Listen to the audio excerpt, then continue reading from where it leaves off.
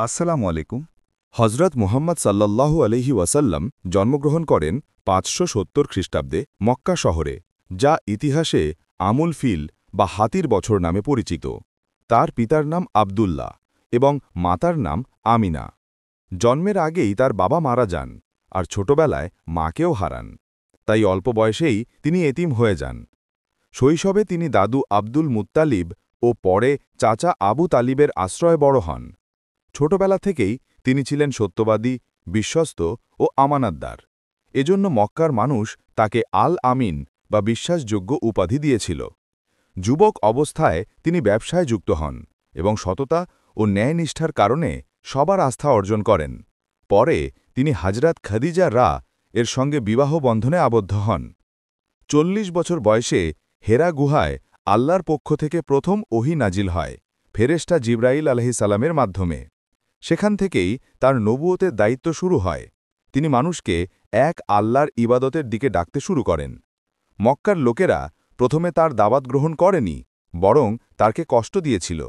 কিন্তু তিনি ধৈর্য ধরেছিলেন এবং সর্বদা শান্তিপূর্ণভাবে সত্যের পথে আহ্বান করেছিলেন। পরে তিনি মদিনায় হিজরত করেন।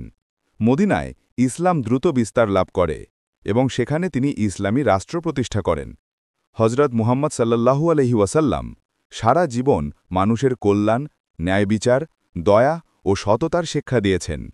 তিনি ছিলেন আল্লাহর সর্বশেষ রাসূল। ৬৩ বছর বয়সে হিজরতের ১১তম বছরে তিনি ইন্তেকাল করেন। তার পুরো জীবনই মানবজাতির জন্য দৃষ্টান্ত। হজরত মুহাম্মদ সাল্লাল্লাহু আলাইহি ওয়াসাল্লামের মৃত্যুর পরপরই মুসলিম সমাজে একাধিক গুরুত্বপূর্ণ ঘটনা ঘটে। এগুলো ইসলামী ইতিহাসে অত্যন্ত তাৎপর্যপূর্ণ। সংক্ষেপে তুলে ধরা হল। হজরত মুহাম্মদ সাল্লাল্লাহু আলাইহি ওয়াসাল্লামের দেহ মোবারক আল্লাহর হেফাজতে রয়েছে। ইতিহাসে সরাসরি ইহুদিরা তার দেহ চুরির চেষ্টা করেছে এরকম শক্তিশালী প্রমাণ নেই। তবে ইতিহাসবিদদের মতে, বিশেষত ইবনে কাসির, ইবনে জাউজি ও আল সাখাউবির বর্ণনা অনুযায়ী রাসূল সাল্লাল্লাহু আলাইহি ওয়াসাল্লামের দেহ চুরির ষড়যন্ত্র হয়েছিল, আর তা বেশিরভাগই খ্রিস্টান ক্রুসেডার বা কিছু ভণ্ড লোকের পক্ষ থেকে হয়েছিল। আমি আপনাদের জন্য বিষয়টি একটু বিস্তারিতভাবে বলছি। নবী সাল্লাল্লাহু আলাইহি ওয়াসাল্লামকে হজরত আয়েশা রাদিয়াল্লাহু আনহার ঘরে দাফন করা হয়। কবরের স্থান এমনভাবে নির্ধারণ করা হয়েছিল যাতে বাইরের কেউ সহজে চিনতে না পারে। প্রথম যুগে কবরের চারপাশে সাধারণ দেয়াল ছিল, পরে সেটি মসজিদে নববীর মধ্যে অন্তর্ভুক্ত হয়। প্রথম বড় ষড়যন্ত্র ৪৮৮ হিজরি বা ১০৯৫ খ্রিস্টাব্দ। ক্রুসেড যুদ্ধের সময় একদল খ্রিস্টান শত্রু মদিনায় আসে।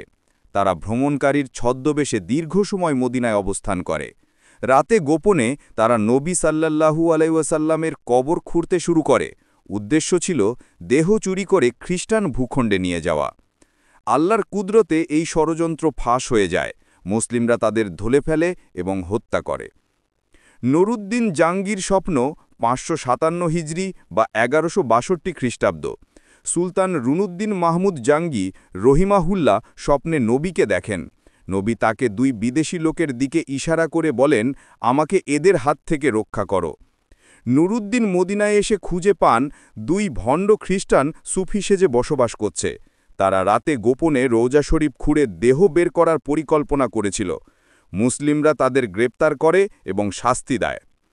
এই ঘটনার পর সুলতান নুরুদ্দিন জাঙ্গি নবী সাল্লাল্লাহু আলাইহি ওয়াসাল্লামের কবরের চারপাশে গভীর গর্ত খুঁড়িয়ে সীসা ঢেলে দেন, মোটা লোহার প্রাচীর তৈরি করান, যাতে আর কোনো শত্রু কবর খুঁড়তে না পারে। সুতরাং রাসূল সাল্লাল্লাহু আলাইহি ওয়াসাল্লামের দেহ চুরির চেষ্টা করেছিল মূলত ক্রুসেডার খ্রিস্টানরা। সরাসরি ইহুদিদের ব্যাপারে শক্তিশালী তথ্য পাওয়া যায় না।